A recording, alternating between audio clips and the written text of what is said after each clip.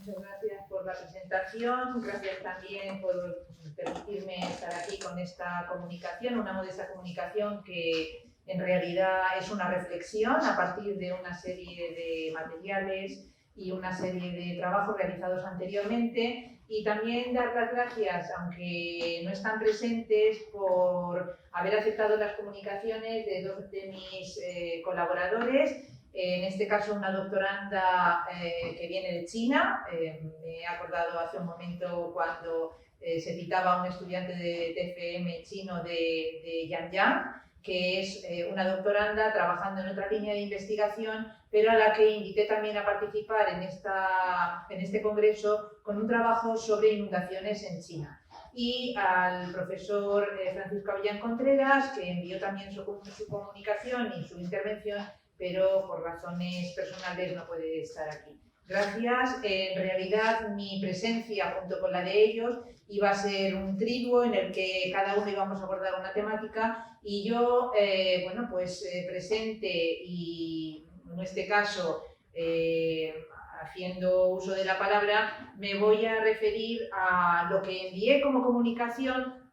que de lo que no estoy totalmente satisfecha, porque una comunicación evidentemente no es un texto que permita explayarse sobre una materia o un trabajo de investigación, pero sí que permite hacerse una idea de una preocupación, de una constante preocupación desde el punto de vista de los juristas, en este caso de las personas que nos acercamos a la temática del agua como, como juristas, como conocedores del derecho y como preocupados también por estudiar una faceta que no es precisamente de las más comunes en este ámbito. No obstante, las personas a las que he tenido ocasión de oír, tanto esta mañana como esta tarde, pues han ido adelantando una serie de aspectos que yo sí que tenía contemplados en mi trabajo, y que, me da la tranquilidad de ver que desde la interdisciplinariedad podemos abordar una temática todos en conjunto, y que, pueda clarificar o que pueda dar propuestas de solución a situaciones que vivimos de forma periódica, podríamos decir, habida cuenta de que en el ámbito de la fachada del Levante peninsular se van repitiendo esas inundaciones y esos desastres ecológicos. El punto de partida, decía, en el caso de mi trabajo era otro anterior que tenía como título Derecho de uso y aprovechamiento sobre las aguas estancas, cuestiones de concepto, casuística y demás. Y ese trabajo se había iniciado tomando también, o a partir de una reflexión, de un documento, de una comunicación del Parlamento y la Comisión Europea publicado en el año 2007, Addressing the Challenges of Water Scarcity and Drought in the European Union. Bien, ese trabajo fue punto de partida para tomar conciencia que lo que sucede aquí en la fachada del Levante peninsular no solamente nos interesa a nosotros, porque somos los que lo experimentamos, sino que también en otros países, ajenos totalmente a la idiosincrasia y a la particularidad del territorio peninsular, preocupa. Preocupa sobre todo por dos cuestiones. La primera de ellas, la escasez de agua, y la segunda, los daños que se ocasionan cuando el agua viene de forma precipitada, furiosa o caudalosamente. Entonces, a partir de esa reflexión, de tomar conciencia de que todos estamos implicados en unas mismas políticas que tienen por finalidad ser más previsores, tener conciencia de que el agua es un bien escaso,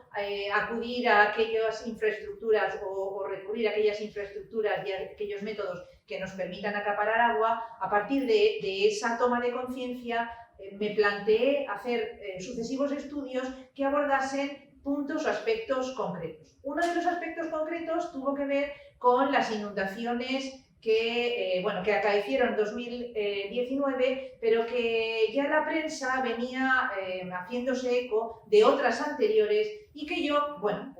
como un hobby, voy recopilando o voy guardando esa labor, esos artículos que están constituyendo un fondo de hemeroteca que me sirva para hacer una evaluación de los avances o del estancamiento en lo que se supone que tendrían que ser políticas de previsión, políticas de incorporación de nuevas técnicas que vengan a paliar situaciones que se viven en nuestro territorio, y ahora sí digo desde tiempo inmemorial, porque es en el tiempo inmemorial de donde parte todo este trabajo. Es decir, para poder hacer un estudio sobre la situación de las inundaciones, sobre los efectos de las inundaciones en la actualidad, desde el punto de vista jurídico, considero que conviene hacer un estudio en prospección, es decir, un estudio retrospectivo para ver cuál es la situación real y en qué medida podemos mejorar o podemos prever situaciones que ya se viven desde tiempo inmemorial. Y es para ello el derecho, podríamos decir, la base o el fundamento que más aportaciones realiza a este ámbito de trabajo o a este ámbito de estudio. El derecho sobre el que construir bueno, pues un discurso sobre las malas políticas o la mala previsión en las inundaciones o en los desastres que tienen lugar en la fachada del Levante peninsular por causa del agua, por causa de lo que pueden ser bien inundaciones pluviales o inundaciones fluviales, tiene como, podríamos decir, referentes especiales las leyes de aguas, tanto la ley de aguas, la del año 1987 como la del año 1876, pero también lo que se denomina derecho histórico. Un derecho histórico que, si aquí hubiera regantes o hubiera población autóctona de Orihuela, sabían perfectamente a qué me estoy refiriendo, y que, sin embargo, desde el punto de vista de las políticas de prevención del agua, pocas veces se citan, o prácticamente ninguna. El derecho histórico en materia de aguas es algo residual, pero el derecho histórico en materia de aguas es lo primordial a lo que acuden las personas que, en el ámbito del regadío tradicional, a diario o casi a diario, están a pie de acequia o están a pie de azarbe con el fin de sacar, bueno, pues de optimizar los recursos que tienen. Hay que decir en este sentido que las últimas estadísticas del año 2018 prevén, creo que son 3.700 millones de hectáreas, cultivables, de las que 908.000 son de regadío tradicional o de lo que se denomina riego por gravedad. Es decir, estamos hablando de una partida que a lo mejor para determinadas cuencas hidrográficas no es muy importante, pero sí que sigue siendo importante para las miles de familias que viven de un sistema de producción que hunde sus raíces en el derecho histórico o que hunde sus raíces en prácticamente en lo que las mismas fuentes denominan los tiempos de los moros. Ese derecho está ahí, ese derecho es el que se recupera, sobre todo a partir del siglo XVIII, es el que se vuelve a redactar y a recopilar en los siglos XIX, y es el derecho que en el siglo XX sigue apareciendo como derecho, podríamos decir, complementario o derecho residual para determinados colectivos, pero sin embargo, vuelvo a repetir, de suma importancia para los regantes. Pues bien, a tenor de ese primer bloque de fuentes, el planteamiento es: ¿vamos a hacer un rastreo o voy a hacer un rastreo o voy a hacer una búsqueda en toda la normativa vigente en la fachada del Levante peninsular con el fin de ver qué situaciones se han dado que bueno, pongan en evidencia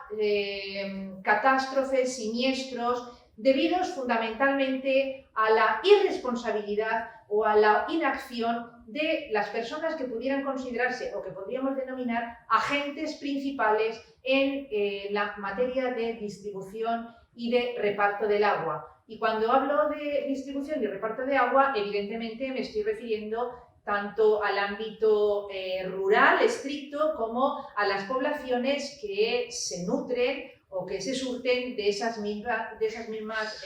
fuentes. Y en este sentido hay una constante, al menos en la legislación o en la normativa vista hasta el momento, respecto a la actitud de las personas que usan y distribuyen el agua en cuanto al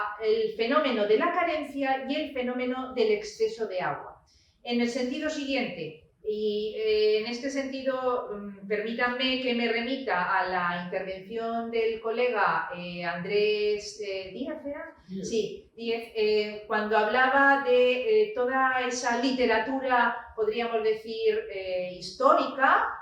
referente a la protección en casos de inundaciones. Tomando en consideración que la mayor parte de las ordenanzas de la fachada del Levante peninsular, y cuando digo fachada del Levante peninsular prácticamente me estoy refiriendo, y permítame, desde Granada hasta la zona de Barcelona, toda esta área,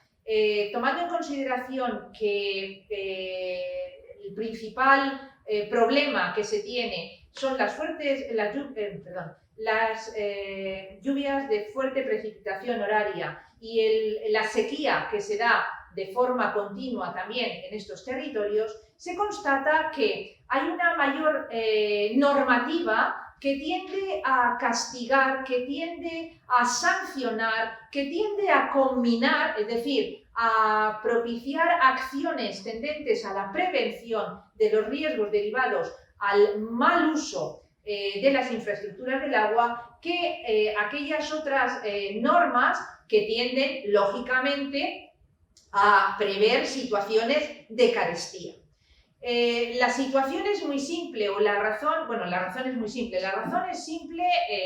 desde un punto de vista, podríamos decir, de la sociedad confesional que ha caracterizado al territorio peninsular. En el sentido siguiente, durante siglos y sobre todo en los momentos en los que el tema del agua, la administración del agua está bajo la gestión de los andalusíes, el principal problema es la carestía, y ante la carestía no hay otro recurso que rogar a Dios. Mientras que en el caso de las inundaciones, el planteamiento que se hacen los andalusíes es que cualquier inundación, cualquier desbordamiento de agua obedece fundamentalmente a la furia de la naturaleza. Y esa furia de la naturaleza obliga al hombre a actuar, a tomar decisiones respecto a la reconducción y a la prevención del terreno. En este sentido se observa, y sobre todo yo me remitiría a una fuente que para mí también es muy singular, que son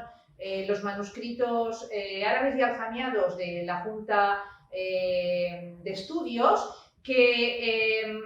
en esos manuscritos encontrados en una población de Zaragoza son más de 100 manuscritos, de los que llama la atención que hay 14 que se dedican solamente a tema de rogarías, es decir, rogarías o rogatorias, es que es el mismo término, en caso de carestía de agua. Pero no hay ningún documento, y estoy hablando de documentos pertenecientes a la población andalusí, que tenga que ver con, rogarías o rogatorias a Dios, en este caso, por el hecho de inundaciones. Porque la inundación, y vuelvo a repetir, es un suceso, un evento, es un término que he venido escuchando hoy durante varias intervenciones, pero en realidad la inundación es un siniestro que tiene como principal causante al hombre. Y en ese sentido, en el sentido de que el hombre es responsable por no haber actuado en tiempo y forma respecto a lo que desde tiempo inmemorial se sabe se ha de hacer en cuanto al mantenimiento de las infraestructuras, y cuando digo mantenimiento de infraestructuras me estoy refiriendo a limpieza de cañas, al adobe de las azarbes, a los empostados, es decir, una serie de acciones o de actuaciones que precisan la intervención en un primer momento del regante, la supervisión o visura del guarda o del acequiero o sobreacequiero, y en última instancia el control último de todas esas actuaciones por lo que se denomina, por lo que se denomina en las fuentes, el común. El común, que tiene su sede en el ámbito del concejo municipal o del ayuntamiento. Esa sería, por tanto, la cadena que constituyen esos tres eslabones, la cadena de transmisión de responsabilidades a la hora de acometer acciones que evidentemente tienen carácter combinatorio y que en el momento en el que uno de los elementos falla en la realización de las acciones que le compete realizar de forma periódica y conforme a una normativa estricta, remitámonos en este caso como último referente al calendario de Córdoba, pero a los otros muchos calendarios que rigen en esta área, en esta amplia área del Levante peninsular, repito, cuando no se acometen esas acciones o esas actuaciones, inmediatamente el sistema punitivo es eficaz, con lo cual se pasa de una amenaza al ejercicio de autoridad. Por cuanto, si solamente se quedara en amenaza la imposición de una sanción pecuniaria y no se ejecutara, no tendría razón de ser. No tendría razón de ser combinar ni incitar a la realización de las acciones pertinentes para el mantenimiento de las infraestructuras. Por tanto, el sistema se perfecciona cuando se impone la sanción o pena pecuniaria. Bien, este sistema o este modelo que rige prácticamente hasta principios del siglo XVII empieza a sufrir una serie de, podríamos decir, de inflexiones, vamos a decirlo de esta manera, desde el punto de vista, podríamos decir, político y también desde el punto de vista legislativo. En el momento en el que, bueno, tiene lugar, hace una hora se hablaba de manualización, hay un proceso inicial también de patrimonialización y luego hay un proceso, en tercer lugar, de politización. Por tanto, esos tres conceptos, durante los siglos XVII, XVIII, XIX e incluso el XX, que estaríamos ahora en la fase última de máxima politización en cuanto a la gestión y administración del agua, a lo que da lugar ¿a qué es? Pues eso ha dado lugar a una falta de, un exceso de sobreactuaciones, a una pluralidad de organismos que se suman a esos tres iniciales eslabones que he comentado y que han dado lugar a dos problemas que considero fundamentales: el conflicto de leyes y el conflicto de competencias. Conflicto de leyes y conflicto de competencias que simplemente, para llevarlo al terreno, podríamos decir, reciente o el terreno de la hemeroteca, pues se traduce en el año 2018, creo recordar, en el mes de junio, se había publicado un artículo aquí en periódico local, donde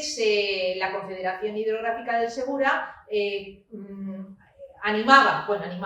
alentaba a los regantes a que mantuvieran las infraestructuras en condiciones. Es decir, trasladaba directamente al último eslabón el mantenimiento de esas infraestructuras, sin tomar en consideración las responsabilidades de los juzgados privativos de aguas y también del ayuntamiento, por más que haya como ya saben ustedes, una íntima conexión entre alcalde como presidente de esa comunidad y los juzgados privativos de aguas. Bueno, ese traslado de responsabilidad a los regantes evidentemente fue protestada, porque consideraban que había otros organismos que debían asumir el protagonismo en acciones o en control o visuras. Pues bien, no había pasado un año cuando el máximo órgano de representatividad de la Comunidad Valenciana, en este caso el Parlamento, pedía al presidente de la Confederación Hidrográfica del Segura rindiera cuentas ante el Parlamento de los planes de prevención, a lo que inicialmente se negó, arguyendo que no tenía por qué prestar ese tipo podríamos decir, de testimonio respecto a sus actuaciones. ¿Qué quiero decir con esto? Bueno, lo que quiero decir es que nos encontramos ante una situación evidentemente controvertida, una situación que exige, por un lado, una reflexión pausada o comedida también respecto a la pervivencia o perdurabilidad de las responsabilidades y de las acciones que todavía se deben acometer para el mantenimiento de algo que se considera patrimonio histórico y patrimonio que en algunos supuestos también patrimonio inmaterial, y que hoy por hoy, debido a esas políticas podríamos decir, de esas políticas, no esa política cultural de transmisión de un conocimiento, unas técnicas y unos mecanismos que van de herederos de generación en generación, permitan el mantenimiento y sobre todo la continuidad en un sistema de regadío que hoy por hoy, bueno, pues sigue siendo ejemplar, al menos entre los propios usuarios, y que sigue dando bueno, pues, su rédito desde el punto de vista económico. Para ello, bueno, pues para ello, punto de partida sería la elaboración de un mapa jurídico, que es una tarea en la que estoy inmersa con un grupo de colegas con el fin de, bueno, aclarar o clarificar cuál es el derecho vigente respecto a ese derecho histórico y, en segundo lugar, para intentar actualizar algo que para nosotros, o para mí en concreto también considero fundamental, y son las medidas punitivas, porque un derecho que no es ejecutivo, evidentemente es un derecho que no tiene valor, y eso es lo que está sucediendo en este ámbito, al menos en el ámbito más próximo de la cuenca del Segura. Acciones e inacciones que son denunciadas, que son vistas, que son advertidas y que, sin embargo, bueno, pues no se reconducen, no se corrigen por una razón muy sencilla, pues porque las penas o las sanciones punitivas todavía siguen en pesetas, con lo cual la peseta, por mucho que haya una política de reconversión, no tiene razón de ser,